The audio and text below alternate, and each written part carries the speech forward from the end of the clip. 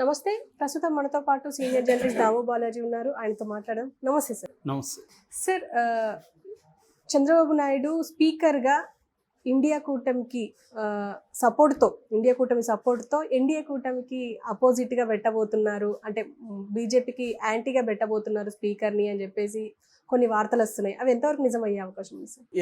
వార్తలు అయితే వచ్చాయి. దీనికి ప్రధాన కారణం ఏంటంటే మహారాష్ట్రలో ఉద్ధవ్ ఠాకరే శివసేన వర్గం నాయకుడు సంజయ్ రౌత్ ప్రకటించాడు, మాకు ఇట్లా ఇన్ఫర్మేషన్ ఉంది, చంద్రబాబు స్పీకర్గా తన టీడీపీ నుంచి ఒకరిని పెట్టాలనుకుంటున్నారని. సో అందుకని చంద్రబాబు గారిని పెడితే మా ఇండియా కూటమి మద్దతు ఇస్తుంది అనేది ఆయన చెప్పాడు. అసలు ఎందుకు ఈ స్పెక్యులేషన్ వస్తుంది అనుకున్నప్పుడు మనకి ఇప్పుడు ఏంటంటే చంద్రబాబుకు 16 మంది ఉన్నారు. ఎన్డీఏ కూటమిలో బీజేపీ తర్వాత second largest party TDP.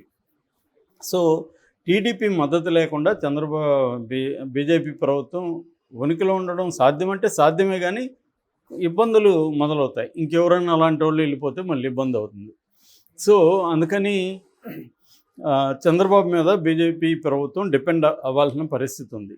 So కాబట్టి చంద్రబాబు కానీ లేకపోతే నితీష్ కానీ వీళ్ళిద్దరూ కూడా ఏం ఆలోచిస్తున్నారంటే, మనకి పెద్దగా మంత్రి పదవులు లేకపోయినా పర్లేదు కానీ స్పీకర్ మాత్రం మన వాళ్ళు ఉండాలనేది ఆలోచిస్తున్నారు. దీనికి కారణం ఏంటంటే బీజేపీని నమ్మలేము. ఎందుకు నమ్మలేము అంటే బీజేపీకి అదేదంటారు, పాము తన పిల్లల్ని తానే తినేస్తుందని, అలా బీజేపీ తన మిత్రులను తానే తినేస్తుంది. సో అది ఆల్రెడీ చాలా చోట్ల ప్రూవ్ అయింది. మహారాష్ట్రలోనే శివసేనని చీల్చారు, మిత్రపక్షమే. తర్వాత ఎన్సీపీని చీల్చారు, ఏఐడిఎంకేని చీల్చారు. ఇలాగా వాళ్ళు తమ మిత్రుడైనా శత్రువైనా పెద్ద ఫరక్లా మనకు అవసరం అనుకుంటే చీల్చేస్తారు. సో అలాగా రేపొద్దున 16 మంది ఎంపీలు ఉన్నారు తెలుగుదేశానికి. అందరూ 7-8 మందిని వాళ్ళు తీసుకుపోరని గ్యారంటీ ఏముంది? నితీష్ కుమార్ దగ్గర లాక్కోరని గ్యారంటీ ఏముంది? సో ఇటువంటి ఒక భయం అయితే ఉంది. సో ఎందుకంటే వాళ్ళు ఆల్రెడీ ఉత్తరప్రదేశ్లో 6 మంది ఎంపీలను ఐడెంటిఫై చేశాను బీజేపీ. 6 మంది మీద కేసులు ఉన్నాయి, 2 ఏళ్ల కంటే ఎక్కువ శిక్షలు పడే కేసులు. సో 2 ఏళ్ల కంటే ఎక్కువ శిక్షలు పడితే వాళ్ళ ఎంపీగా అనర్హత, రెండోది వాళ్ళ పొలిటికల్ కెరీరే ఇబ్బందులు పడుతుంది. సో అందుకని మీకు జైలు కావాలా, మాతో వస్తే పదవులు ఇస్తాము అన్న ఒక డిమాండ్ వాళ్ళకి ముందు పెడతారు.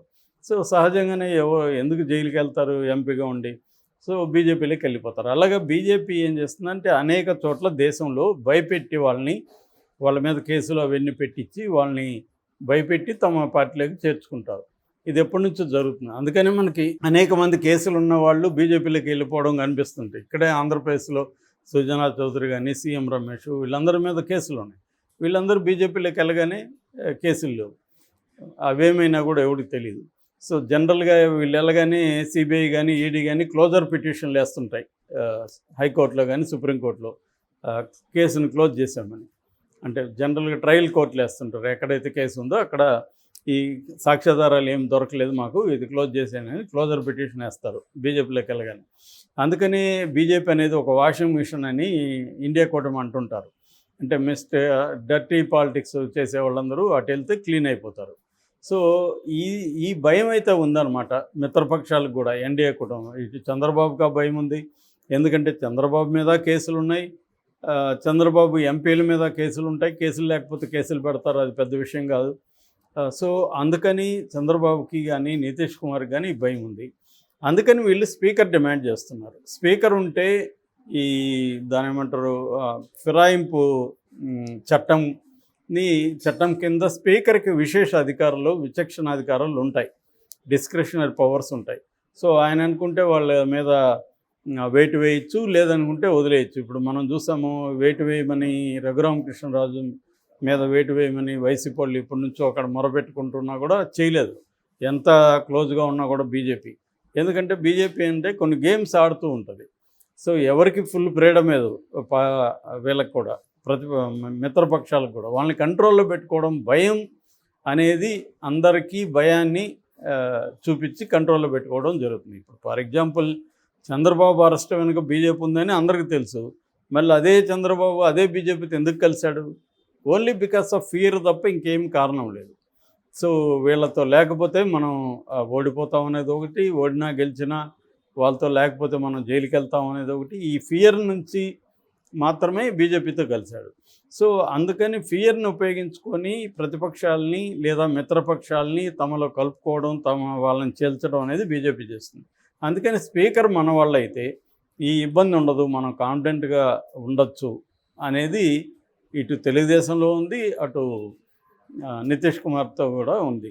అయితే ఇప్పుడు ప్రతి సన్నివేశాన్ని తమకు అనుకూలంగా మలుచుకోవాలని ఇండియా కూటమి పొంచి ఉంది. యాక్చువల్గా నిన్న మొన్న మనం చెప్పుకున్నాం ఖర్గే గురించి. ఖర్గే ఆల్రెడీ ప్రభుత్వం కూలిపోతుందని చెప్పాడు. అంటే ఏంటంటే వీళ్ళ మధ్య ఏదో ఒక ఇబ్బందులు వస్తుంది. బీజేపీ సైలెంట్గా ఉండదు, బీజేపీ తన గుడ్లను తానే తినేస్తుంది, కాబట్టి గొడవలు వస్తాయి అనేది ఉంది. ఆల్రెడీ హర్యానా, జార్ఖండ్, మహారాష్ట్రలో అక్టోబర్ లోపల ఎన్నికలు ఉన్నాయి. అక్కడ కానీ రాష్ట్రాల్లో బీజేపీ కానీ బలహీనపడితే బీజేపీని అనేక శక్తులు ఇబ్బంది పెడతాయి, డిమాండ్లు చేయడం మొదలు పెడతారు. మీరు ఆ బిల్లు చేయొద్దు, ఇది చేయొద్దు, ఆ పని చేయొద్దు, ఈ పని చేయొద్దు, ఇవన్నీ బీజేపీ మీదకి వెళ్తుంది. ఆల్రెడీ మనం చూసాం, అగ్నివీర్ పథకాన్ని విమర్శించారు జేడీయూ వాళ్ళు. దాంతో అగ్నివీర్ పథకాన్ని ఇప్పటి వరకు అనేక ఉద్యమాలు వచ్చినా కూడా దాన్ని సవరించకుండా ఉన్న బీజేపీ ఇప్పుడు సవరించాల్సి వస్తుంది. మ్యాక్సిమం దాన్ని అనుకూలంగా సవరించింది.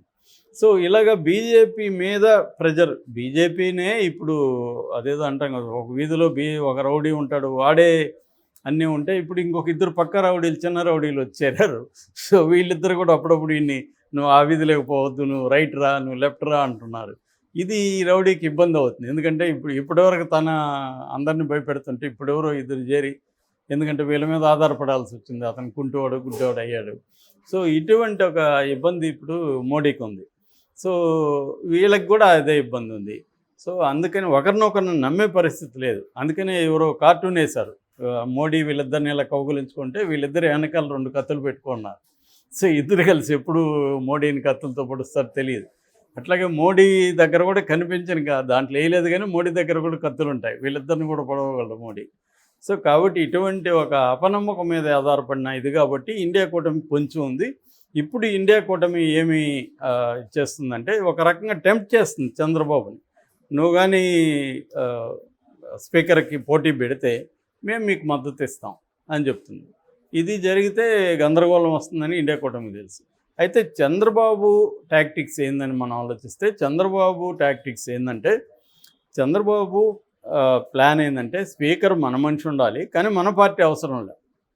అందుకని చంద్రబాబు ఏం చేశాడంటే పురంధేశ్వరిని స్పీకర్ని చేయాలనేది చంద్రబాబుకున్న ప్లాన్.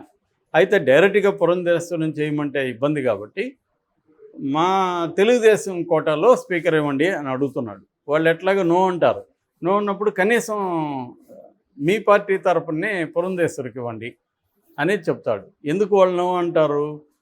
ఒకటి ఆబ్వియస్, స్పీకర్ వాళ్ళ కంట్రోల్లో ఉండాలి. 2 మీకు ఇస్తే నితీష్ కూడా అడుగుతాడు, నితీష్ మళ్ళీ డిప్యూటీ అన్న ఇవ్వాలి. సో మీ ఇద్దరికి ఇచ్చేస్తే మేమేం చేయాలన్నట్టుగా బీజేపీకి ఉంటుంది. అందుకని ఏం చేస్తున్నాడు చంద్రబాబు తెలివిగా, బీజేపీకే ఇవ్వండి కానీ పురంధేశ్వరికి ఇవ్వండి అంటున్నాడు. అప్పుడు అక్కడ నితీష్కి కూడా ఏం చెప్పొచ్చు, మేము తెలుగుదేశానికి ఇవ్వలేదు కాబట్టి మీకు కూడా ఇవ్వం అని చెప్పొచ్చు బీజేపీకి. చంద్రబాబు తన పని అవుతుంది, ఎందుకంటే పురంధేశ్వరి తన కంట్రోల్లో ఉంటుంది కాబట్టి చంద్రబాబుకి ఇబ్బంది లేదు. ఇది చంద్రబాబు టాక్టిక్స్. సో ఈ టాక్టిక్స్ వాళ్ళకి తెలియక కాదు, ఇండియా కూటమి కూడా చంద్రబాబు గురించి సమగ్రంగా తెలుసు, గతంలో పనిచేశారు, కలిసి పనిచేశారు, అవన్నీ ఉన్నాయి.